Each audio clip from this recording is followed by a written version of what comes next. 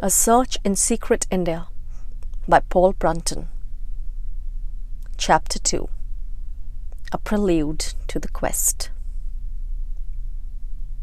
The geography master takes a long tapering pointer and moves over to the large varnished linen map which hangs before a half-board class. He indicates a triangular red patch which juts down to the equator, and then makes a further attempt to stimulate the obviously lagging interest of his pupils.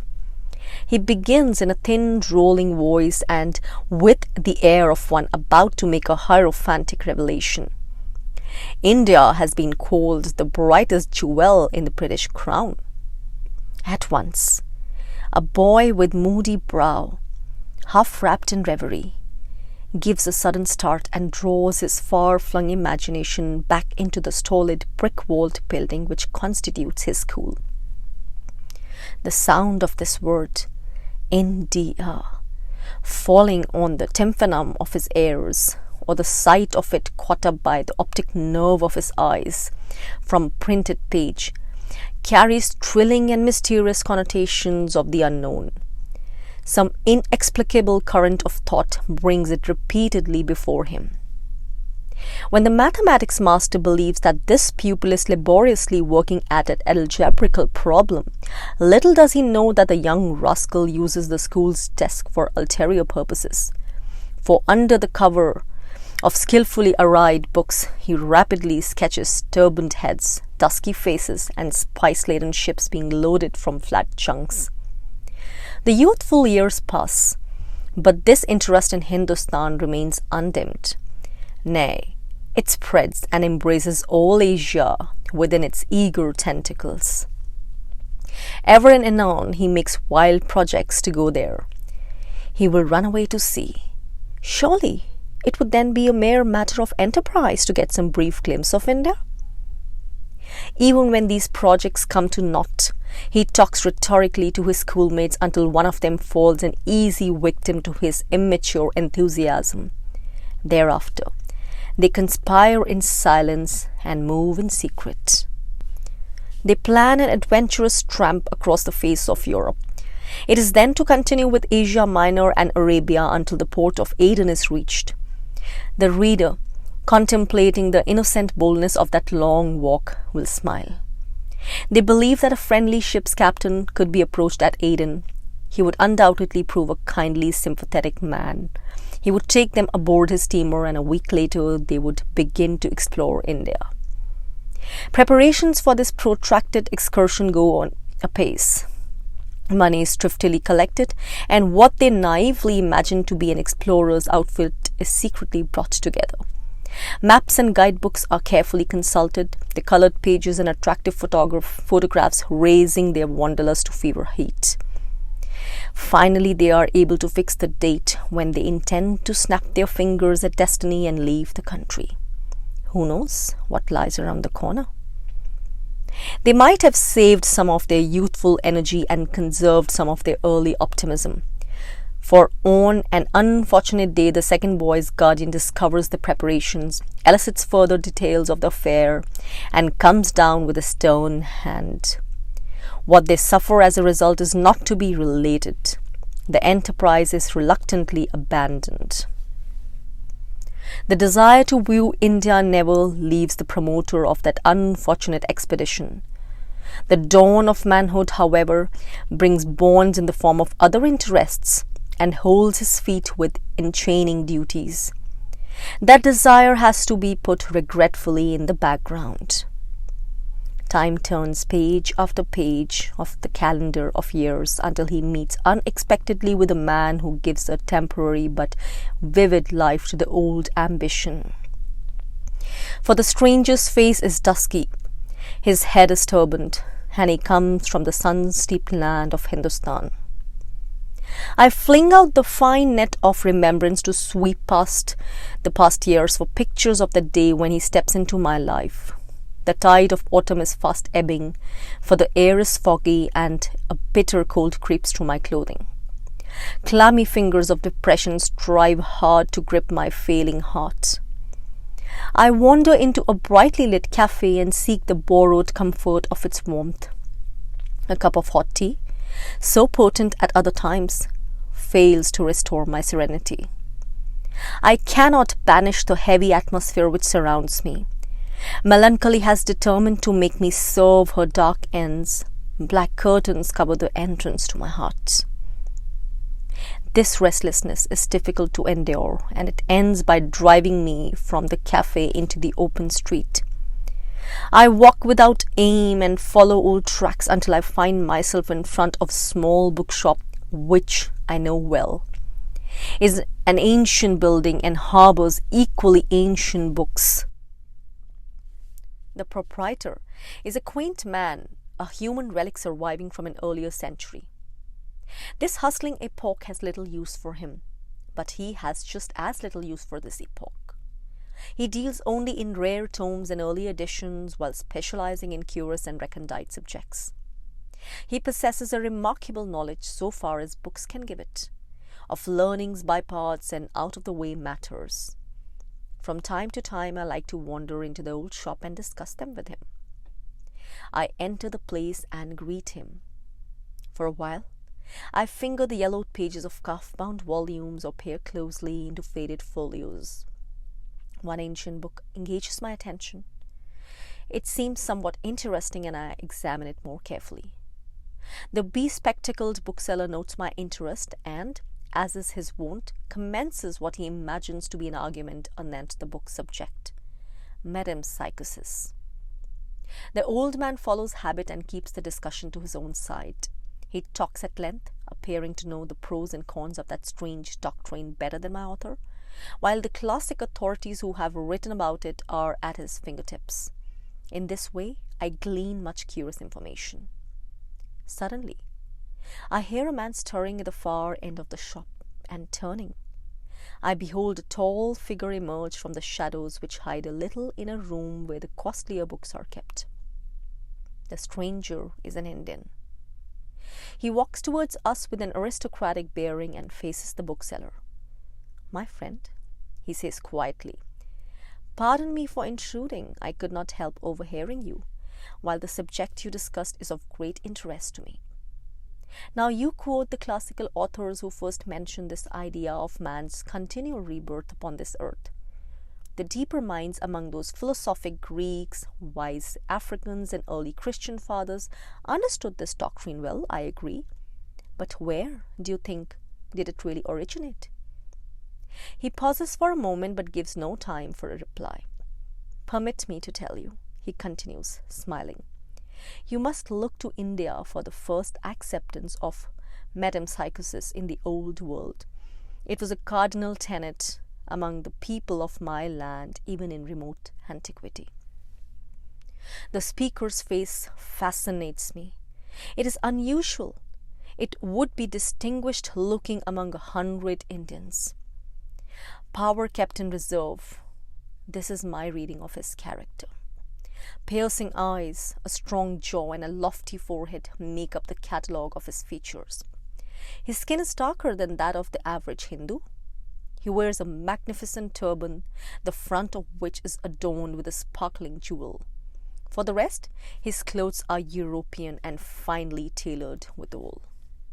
His slightly didactic statement does not appeal to the old gentleman behind the counter. In fact, vigorous opposition is offered to it. "How can that be?" comes the skeptical observation. "When the East Mediterranean cities were flourishing centers of culture and civilization in the pre-Christian era? Did not the greatest intellects of antiquity live in the area which embraced Athens and Alexandria? So surely their ideas were carried southward and eastward until India was reached?" The Indian smiles tolerantly. "Not at all," is his immediate reply. "What really happened was quite the reverse of your assertion." "Indeed? You seriously suggest that the progressive West had to receive its philosophy from the laggard East?" "No, sir," expostulates the bookseller. "Why not? Read your Apuleius again, my friend, and learn how Pythagoras came to India, where he was instructed by the Brahmins. Then notice how he began to teach the doctrine of metapsychosis after his return to Europe. This is but a single instance. I can find others. Your reference to the laggard East makes me smile.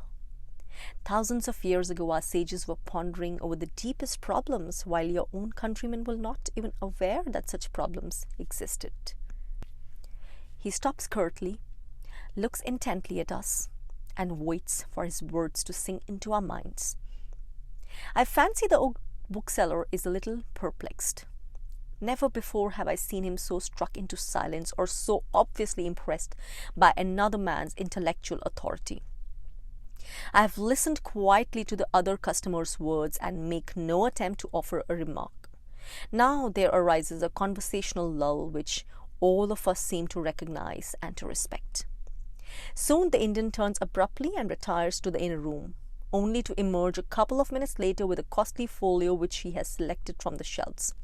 He pays for the book and prepares to leave the shop. He reaches the door whilst I stare wonderingly at his departing figure. Suddenly, he turns again and approaches me. He draws a wallet out of his pocket and selects a visiting card. "Would you care to pursue this conversation with me?" he asks, half smiling. I am taken by surprise, but gladly agree. He offers me the card, adding an invitation to dinner. I set out towards evening to find the stranger's house, a task not without its discomfort, for I am companioned by an unpleasant fog which has descended thickly upon the streets. An artist, I presume, would find the touch of romantic beauty in these fogs which sometimes brood over the town and dim its lights. My mind, however, is so intent upon the forthcoming meeting that I see no beauty and feel no unpleasantness in the surrounding atmosphere. A terminus is set to my travels by a massive gateway which suddenly looms up. Two large lamps, as in greeting, are held out by iron brackets. My entry into the house is followed by a delightful surprise, for the Indian has given no hint of this unique interior, upon which he has obviously lavished a fine taste and free purse. Let it suffice that I find myself in a great room which might be part of some Asiatic palace for aught I know. So exotically it is furnished and so colourful are its gorgeous decorations. With the closing of the outer door, I leave behind the grey, bleak Western world. The room has been decorated in a quaint combination of Indian and Chinese styles. Red, black and gold are the predominating colours. Resplendent tapestries bearing sprawling Chinese dragons stretch across the walls. Carved green dragons' heads glare fiercely from all the corners where they support brackets which carry costly pieces of handicraft. Two silken mandarin coats adorn both sides of the doorway. Boldly patterned Indian rugs repose on the parquet floor, one's shoes sinking delightfully into their thick pile. A gigantic tiger skin stretches its full length in front of the hearth. My eyes meet a small lacquered table which stands in one corner. Upon it rests a black ebony shrine with gilded folding doors. I glimpse the figure of some Indian god within the recess. It is probably a Buddha, for the face is calm and inscrutable, and the two unwinking eyes gaze down at its nose. My host greets me cordially. He is impeccably dressed in a black dinner suit. Such a man would look distinguished in any company in the world, I reflect. A few minutes later, we both sit down to dinner. Some delightful dishes are brought to the table, and it is here that I receive my initiation into the pleasures of curry, that acquiring thus a taste which is never to leave me. The servant who attends on us provides a picturesque note, for he wears a white jacket and trousers, a golden sash and spotless turban. During the course of the meal, our talk is superficial and general, yet whatever my host says, whatever subject he touches, his words invariably carry an air of finality. His statements are so phrased that they leave one with little ground for argument. His accents are so confident that his talk sounds like the last word upon the matter. I cannot help being impressed by his air of quiet assurance. Over the coffee cups, he tells me a little about himself. I learn that he has traveled widely and that he possesses some means. He regales me with vivid impressions of China, where he has spent a year, of Japan, whose amazing future he tersely predicts, of America, Europe, and, strangest of all, of life in a Christian monastery in Syria, where he had once spent a period of retirement. When we light our cigarettes, he touches on the subject which was mentioned at the bookshop. But it is evident that he desires to talk of other things, for he soon leads the way to larger issues and broaches the subject of India's ancient wisdom. Some of the doctrines of our sages have already reached the West, he remarks impressively. But in most cases, the real teachings have been misunderstood. In a few instances, they have somehow been falsified. However, it is not for me to complain. What is India today? She is no longer representative of the lofty culture of her past. The greatness has gone out of her. It is sad, very sad. The masses hold on to a few ideals at the cost of being enmeshed in a fussy tangle of pseudo-religious fetters and unwise customs. What is the cause of this degeneration? I ask him. My host is silent. A minute slowly passes. I watch him while his eyes begin to narrow until they are half closed. Then he quietly breaks the silence. Alas, my friend, once there were great seers in my land, men who had penetrated the mysteries of life. Their advice was sought by king and commoner. Under their inspiration, Indian civilization reached its zenith. Today, where are they to be found? 2 or 3 may remain, unknown, unrecorded, and far from the mainstream of modern life. When those great sages, rishis we call them, began to withdraw from society, then our own decline also began. His head droops till the chest must support his chin. A sorrowful note has entered his voice with the last sentence. For a while he seems withdrawn from me, his soul wrapped in melancholy meditation. His personality impresses me again as being provocatively interesting and decidedly attractive. Eyes, dark and flashing, reveal a keen mentality. Voice, soft and sympathetic, reflects a kindly heart. I feel anew that I like him. The servant noiselessly enters the room and approaches the lacquered table. He lights a joss-stick and a blue haze rises to the ceiling. The strange perfume of some eastern incense spreads around the room. It is not unpleasant. Suddenly, my host raises his head and looks at me. Did I tell you that 2 or 3 still remain? He asks queerly. Ah, yes, I said that. Once I knew a great sage. It was a privilege about which I rarely speak to others now. He was my father, guide, master, and friend. He possessed the wisdom of a god.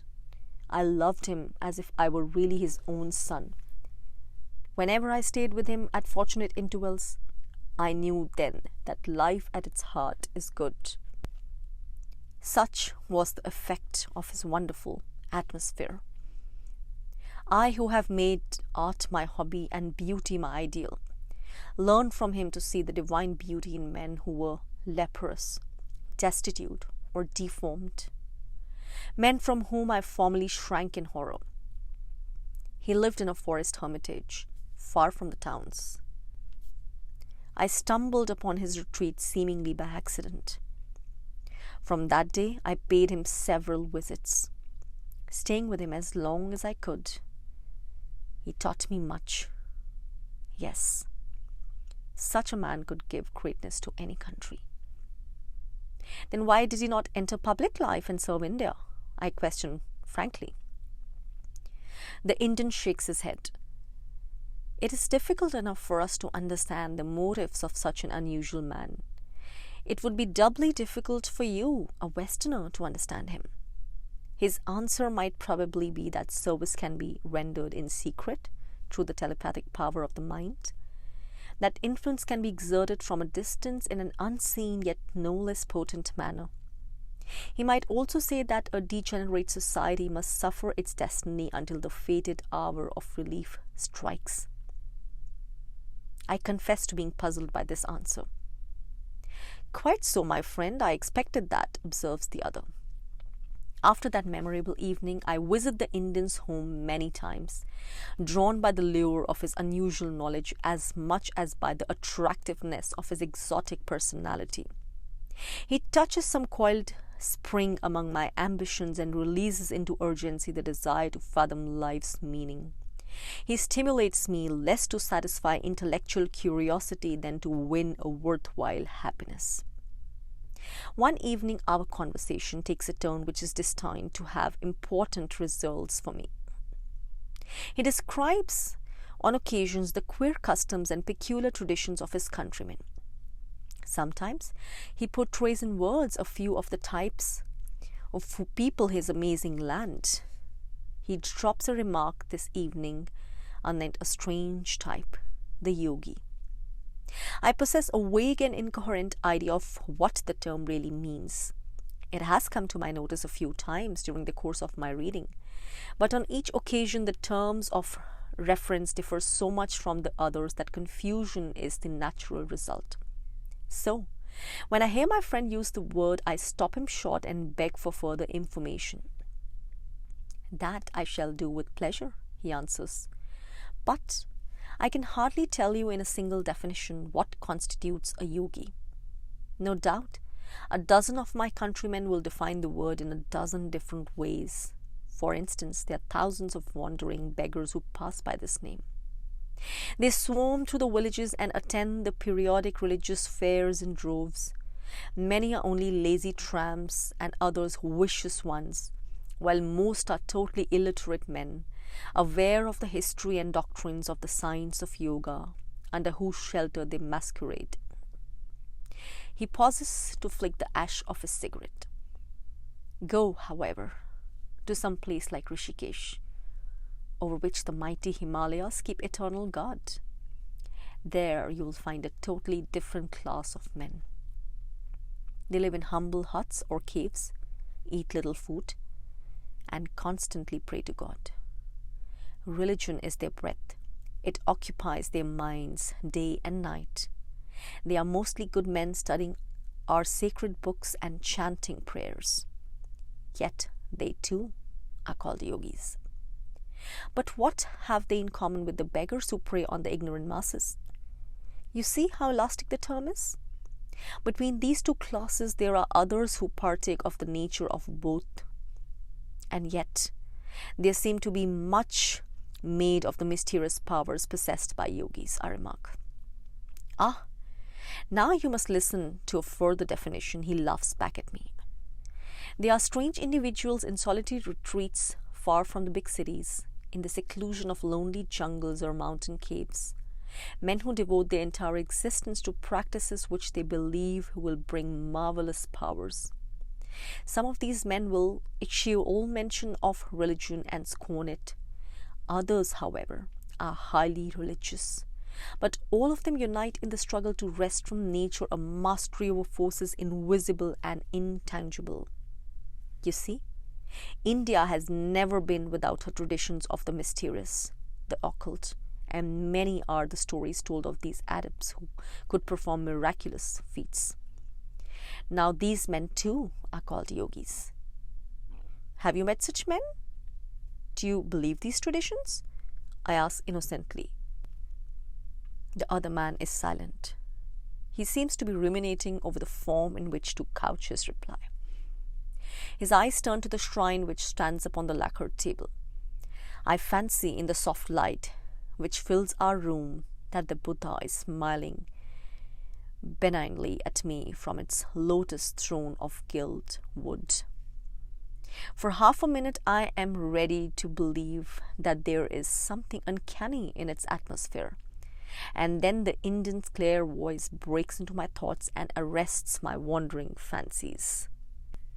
"Look," he says quietly, holding something out for my inspection. He has loosed it from under his collar. I am a Brahmin. This is my sacred thread. Thousands of years of strict segregation have made certain qualities of character instinctive in my caste. Western education and Western traveling can never remove them. Faith in a higher power, belief in the existence of supernatural forces, recognition of a spiritual evolution among men. These things were born in me as a Brahmin. I could not destroy them if I would, while reason is overpowered by them whenever the issue comes to battle. So, although I am quite in sympathy with the principles and methods of your modern sciences, what other answer can I give you except this? I believe. He looks intently at me for a few moments, then he proceeds. Yes, I have met such men once, twice, 3 times. They are difficult to come across. Once they were easier to find, I believe. But today, they have almost disappeared. But they still exist, I presume. Most likely, my friend. To find them is another matter. It would require a protracted search. Your master, was he one of them? No. He belonged to a higher order. Did I not tell you that he was a rishi? The term needs some elucidation before my mind can digest it. I tell him so. Higher than the yogis stand the rishis, he answers. Transfer the Darwinian theory to the realm of human character. Accept the Brahmin teaching that there is a spiritual evolution running parallel with the physical one. Look upon the rishis as men who have attained the crest of this upward climb. Then you may form some rough conception of their greatness. Does a rishi also perform those wonders of which we hear? Yes, he certainly does. But he will not value them for their own sake, whereas many of the yogi wonder workers do. Such powers arise in him naturally by reason of his great development of will and mental concentration. They are not his chief concern. He may even disdain them and use them little. You see, his first purpose is to become inwardly something akin to those divine beings of whom Buddha in the East and Christ in the West are the most illustrious examples. But Christ worked miracles. He did. But do you think he performed them for any vain self-glory? Not so. He desired to help the souls of ordinary people by thus catching their faith. Surely, if such men as rishis existed in India, multitudes would flock after them, I conjecture. Undoubtedly. But they would first have to appear in public and announce themselves for what they are. Only in the most exceptional cases have rishis ever been known to do that. They prefer to live apart from the world. Those who wish to perform public work may emerge for a limited time and then disappear again. I object that such men could hardly be of much service to their fellows if they hide themselves in inaccessible places. The Indian smiles tolerantly. That is a matter which comes within the province of your Western saying. Appearances are sometimes deceptive. Without intimate knowledge of these persons, the world is not in a position to judge them accurately, if you will pardon my saying so. I have mentioned that the rishis did sometimes live for a while in towns and move in society. In olden times, when that was a little more frequent, their wisdom, power, and attainment became obvious to the public. Their influence was then openly acknowledged.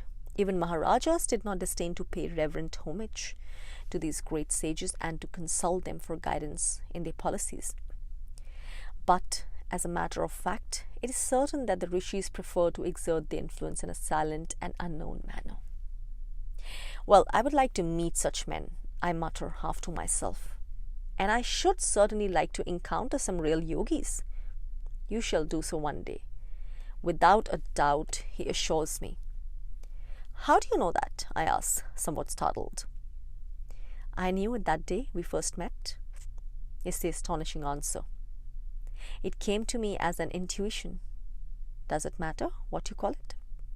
As a message deeply felt but inexplicable by outward evidences. My master taught me how to train this feeling, to develop it. Now I have learned to trust it implicitly. A modern Socrates guided by his daemon, I remark half jocosely. But tell me, what do you think your prophecy will come to? When? He shrugs his shoulders. I'm not a prophet, so I regret that I cannot date the event for you. I do not press him, although I suspect he could say more if he would. I meditate upon the matter and then offer a suggestion. I suppose you will return to your own country eventually. If I am ready at the time, could we not travel together? Would you not help me locate some of these men we have been discussing? No, my friend. Go alone. It will be better that you do your own finding. It will be so difficult for a stranger, I complain. Yes, very difficult. But go alone. One day you will see that I am right. From that time, I feel strongly that a momentous day will dawn, which will find me at anchor in the sunny east. I reflect that if India has harbored such great men as the rishis in the past, and if, as my friend believes, there may be a few of them still in existence, then the trouble of locating them might be balanced by the reward of learning something of their wisdom. I might then gain an understanding and content which life has so far denied me. Even if I fail in such a quest, the journey will not be a vain one.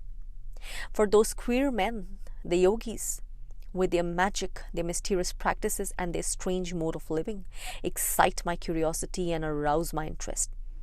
The journalistic grindstone has sharpened to an abnormal keenness my concern with the unusual. I am fascinated by the prospect of exploring such little-known trails.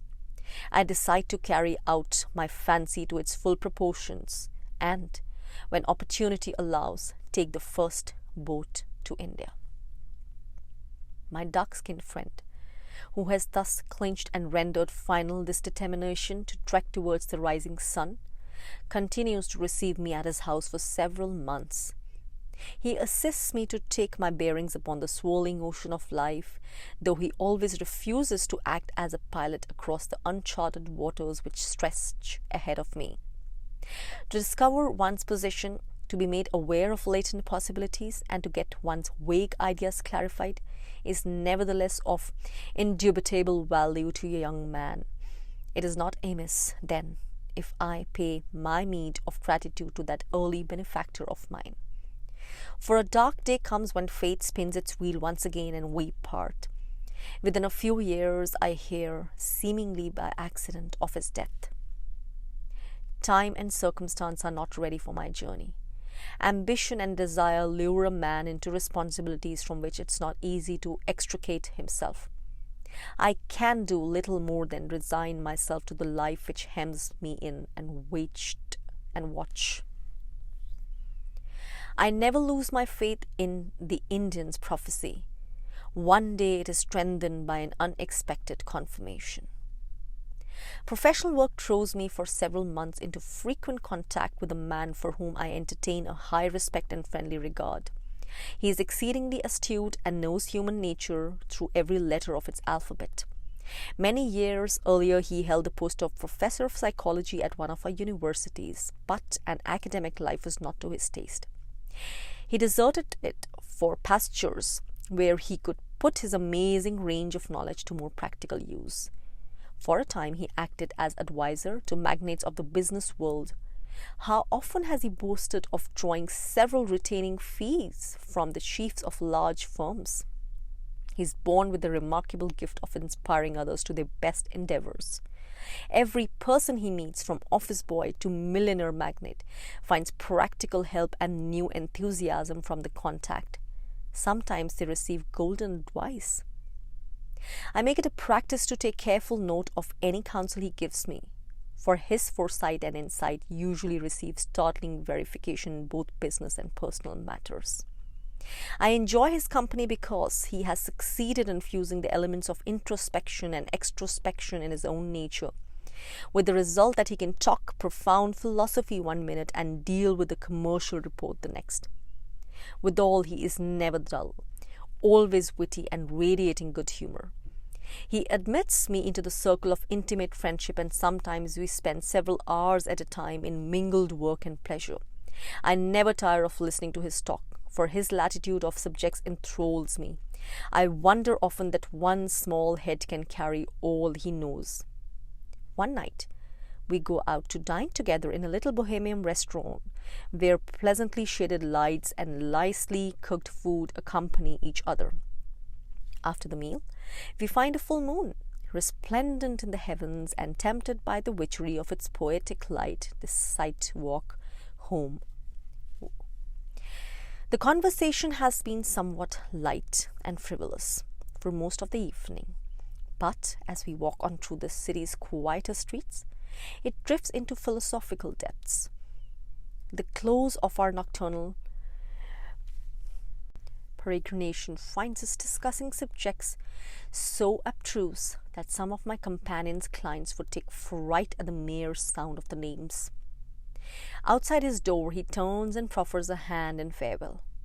As he grips mine, he suddenly addresses me in grave tones and says slowly, "You ought never to have entered this profession. You are really a philosopher caught up in the ink-slinging business of writing. Why did you not become a university don and spend your life in secluded research? For you like to put on those carpet slippers of yours and walk around inside your brain. You're trying to reach the very source of the mind. One day, you will go out to the yogis of India, to the lamas of Tibet, and the Zen monks of Japan. Then you will write some strange records. Good night." "What do you think of these yogis?" The other man bends his head towards mine and half whispers in my ear, "My friend, they know. They know." I walk away greatly puzzled. This Eastern journey is not likely to happen for a long time ahead. I am sinking deeper and deeper into a maze of activities from which escape becomes proportionately more difficult.